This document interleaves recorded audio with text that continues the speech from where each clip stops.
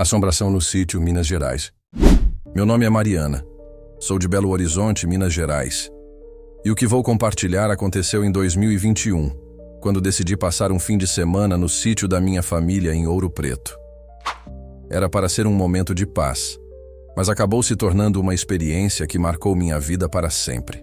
O sítio está na família há décadas e sempre foi um lugar que eu associava a boas lembranças. Churrascos em família, tardes preguiçosas e noites estreladas. Naquele fim de semana, porém, decidi ir sozinha. Precisava de um tempo para mim mesma, longe do barulho e do estresse da cidade. Cheguei ao sítio na sexta-feira à tarde. O lugar era exatamente como me lembrava.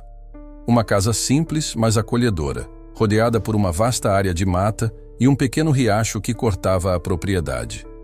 Depois de guardar minhas coisas, preparei um café e me sentei na varanda para admirar a paisagem. A tranquilidade era quase palpável, mas algo na atmosfera parecia diferente. Um silêncio incomum pairava no ar, como se a natureza estivesse em suspenso. A primeira noite transcorreu sem incidentes. Jantei cedo, li um pouco e fui dormir antes das 10. No entanto, acordei no meio da madrugada com uma sensação estranha, como se estivesse sendo observada. Olhei ao redor do quarto, iluminado apenas pela luz fraca da lua que entrava pela janela, mas não vi nada fora do comum. Decidi ignorar e voltei a dormir. No dia seguinte, resolvi explorar a mata ao redor do sítio, algo que fazia muito quando era mais jovem.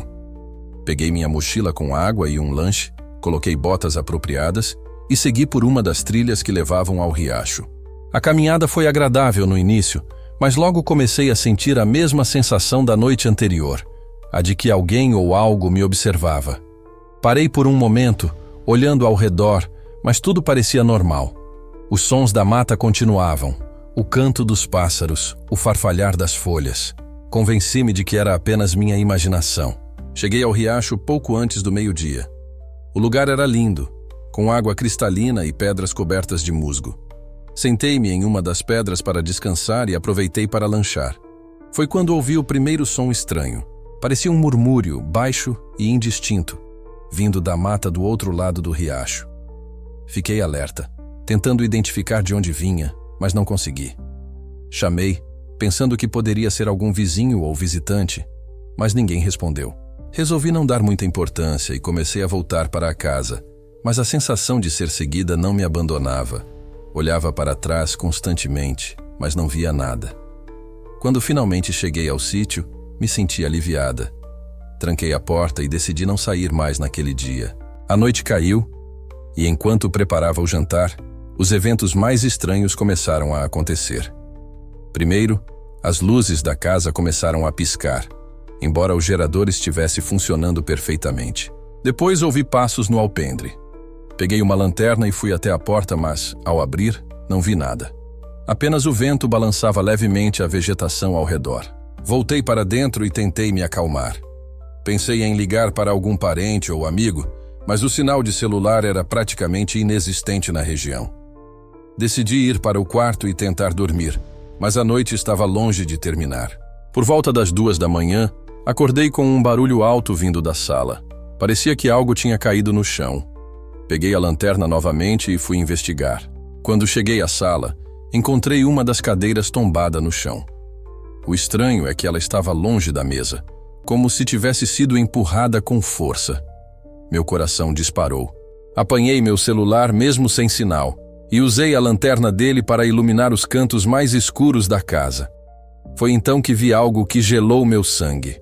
Uma sombra projetada na parede, mas não havia nada ali para criar aquela forma. A sombra parecia de uma pessoa, mas com proporções erradas. Era alta e magra, com braços que pareciam se estender além do natural. Fiquei paralisada, incapaz de me mover ou desviar o olhar. A sombra começou a se mexer, lentamente, como se estivesse caminhando na minha direção. Foi o suficiente para que meu instinto de sobrevivência tomasse conta. Corri para o quarto, tranquei a porta e me escondi debaixo das cobertas, como se isso pudesse me proteger. Não sei quanto tempo fiquei ali, tremendo e rezando para que aquilo fosse embora. Quando o sol finalmente nasceu, criei coragem para sair do quarto. A casa estava em silêncio e não havia nenhum sinal da sombra ou de qualquer outra coisa anormal. Peguei minhas coisas rapidamente e saí do sítio sem olhar para trás. Mais tarde, ao contar o que aconteceu para minha mãe, ela revelou algo que me deixou ainda mais aterrorizada. Disse que, muitos anos atrás, antes de minha família comprar o sítio, o lugar era habitado por um homem solitário que, segundo os vizinhos, praticava rituais estranhos na mata. Ele desapareceu misteriosamente e algumas pessoas acreditam que sua presença ainda ronda o lugar. Não sei o que vi naquela noite, mas uma coisa é certa. Nunca mais voltei ao sítio. Ainda tenho pesadelos com a sombra, e o simples ato de relembrar aqueles momentos me faz sentir um calafrio na espinha. O casarão em Triunfo, Pernambuco. Meu nome é Eduardo, sou de Recife, Pernambuco, e o que vou contar aconteceu em 2018, quando fui visitar um amigo em Triunfo, uma pequena cidade serrana do estado. Sempre gostei do clima frio da região e das histórias sobre seus antigos casarões e lendas locais. Mas naquela viagem eu me deparei com algo que jamais esquecerei. Meu amigo, Rafael, havia acabado de se mudar para um casarão antigo, construído no século XIX. O imóvel pertencia à sua família há gerações e estava fechado há anos. Ele estava reformando o lugar e me convidou para passar alguns dias lá. Cheguei numa sexta-feira à tarde e ele me recebeu com entusiasmo. O casarão era imponente, com sua fachada desgastada pelo tempo e janelas enormes que pareciam esconder segredos do passado. Na primeira noite, sentamos na varanda e tomamos vinho, conversando sobre a vida. Rafael mencionou que os moradores antigos da cidade evitavam passar perto do casarão depois do anoitecer. Contou que seus avós sempre falavam de eventos estranhos ali, como sombras se movendo pelos corredores e sussurros na madrugada. Rimos disso, achando que eram apenas superstições. Mas naquela mesma noite, algo aconteceu. Eu fui dormir em um dos quartos de hóspedes, no segundo andar. O ambiente tinha um ar antigo, com móveis de madeira escura e um espelho oval que cobria boa parte de uma das paredes. O vento frio fazia as janelas rangirem, criando um clima ainda mais sombrio. Apaguei a luz e me deitei cansado da viagem. Acordei de repente no meio da madrugada. A sensação de que algo estava errado era avassaladora. Senti um arrepio percorrer minha espinha ao perceber que o quarto não estava completamente escuro. O espelho refletia uma luz fraca e azulada. Minha respiração ficou pesada, e quando olhei diretamente para o vidro, vi uma figura parada atrás de mim. Era uma mulher. Seu rosto era pálido, os olhos fundos e sem expressão. Usava um vestido longo e desgastado, como se pertencesse a outra época. Eu não conseguia me mover. O medo me paralisava. Vi quando ela ergueu a mão e apontou para mim. Foi então que ouvi um sussurro, vindo de todos os cantos do quarto, como se a própria casa estivesse falando. Saia, antes que seja tarde. Com um movimento brusco, me virei para trás, mas não havia nada ali. Olhei de volta para o espelho, e a mulher também havia desaparecido. Meu coração disparava.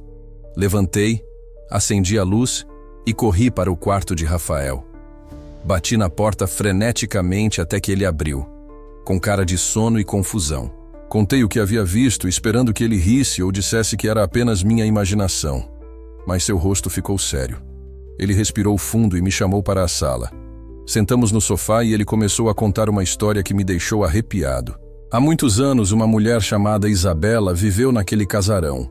Diziam que ela era esposa de um antigo dono da propriedade, um homem cruel que a mantinha praticamente prisioneira. Os vizinhos raramente a viam, e quando a viam, ela parecia sempre apavorada. Um dia, Isabela desapareceu. Seu marido disse que ela havia fugido, mas os moradores nunca acreditaram nisso. Anos depois, durante uma reforma na casa, trabalhadores encontraram ossos humanos enterrados no porão. Nunca conseguiram provar que eram dela, mas desde então, os boatos sobre sua aparição assombrando o casarão só aumentaram. Naquela noite, dormi no quarto de Rafael. Não tive coragem de voltar ao quarto de hóspedes.